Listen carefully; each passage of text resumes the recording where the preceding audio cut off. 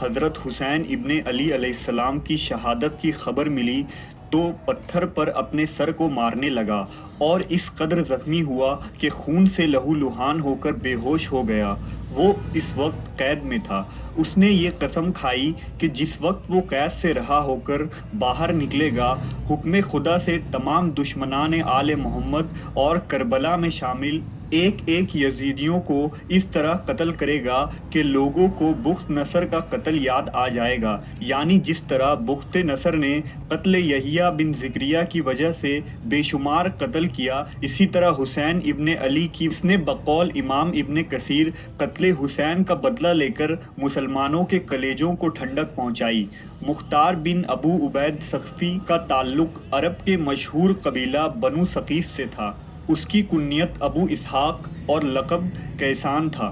مختار ثقفی پہلی صدی ہجری میں طائف میں پیدا ہوا۔ روایت میں آتا ہے کہ جب وہ بچہ تھا تب حضرت علی نے اسے کیسان کا لقب دیا، اس لیے وہ اس نام سے مشہور ہوا۔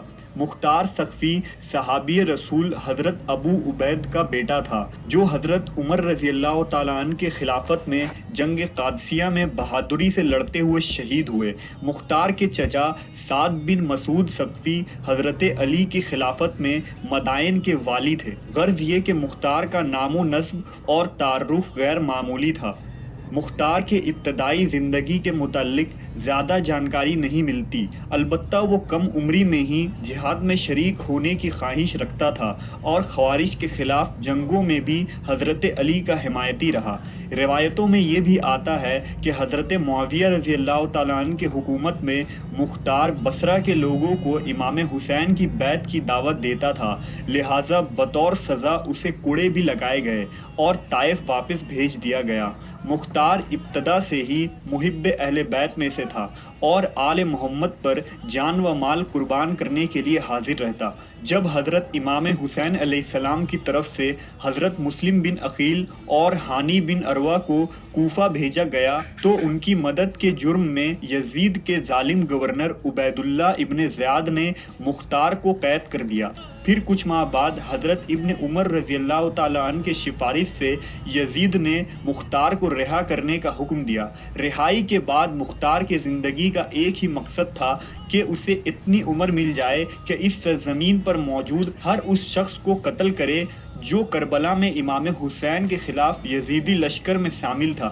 پھر مختار نے حضرت عبداللہ ابن زبیر کے ساتھ مل کر مکہ میں یزیدی لشکر کا مقابلہ کیا اور کوفہ آ گیا۔ کوفہ میں مختار نے اپنی امارت کا اعلان کر دیا اور حکومتی طور پر ان لوگوں کے نام کا ایک رجسٹر بنایا جو قتل حسین میں شریک تھے۔ یہ 66 ہجری کی ابتدا تھی۔ کوفہ کے شیعہ اور موالیوں نے مختار کا ساتھ دیا۔ مختار کہتا تھا کہ خدا کی قسم، اگر حسین ابن علی کے قصاص میں قریش کے 2/3 حصے بھی قتل کیے جائیں تو امام پر جو ظلم ہوئے وہ 1 انگلی کے برابر بھی نہیں ہوگا۔ مختار کے قیام میں علی رضی اللہ تعالیٰ عنہ کے بیٹے محمد بن حنفیہ اور امام زین العابدین کی حمایت حاصل تھی۔ مختار نے شمر بن ذی الجوشن، ہولی بن یزید، عمرو بن سعد، عبید اللہ ابن زیاد کو قتل کر کے جہنم واصل کیا۔ مختار کے قیام کے دنوں میں یا لسارۃ الحسین کا نعرہ پورے کوفے میں مشہور ہوا۔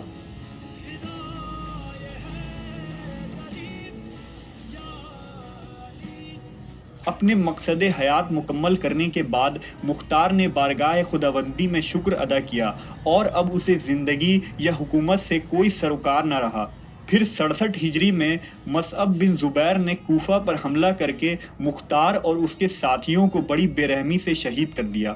مختار کے متعلق علماء 2 گروہ میں تقسیم ہو گئے ہیں۔ پہلا گروہ اس کی تعریف کرتا ہے اور اسے سچا محب اہل بیت قرار دیتا ہے جس نے شہید کربلا کا انتقام لیا۔ دوسرا گروہ اس کی مذمت کرتا ہوا اسے قذاب قرار دیتا ہے جس نے یہ سارے امور حکومت کے لیے کیے اور ایک جھوٹا شخص تھا۔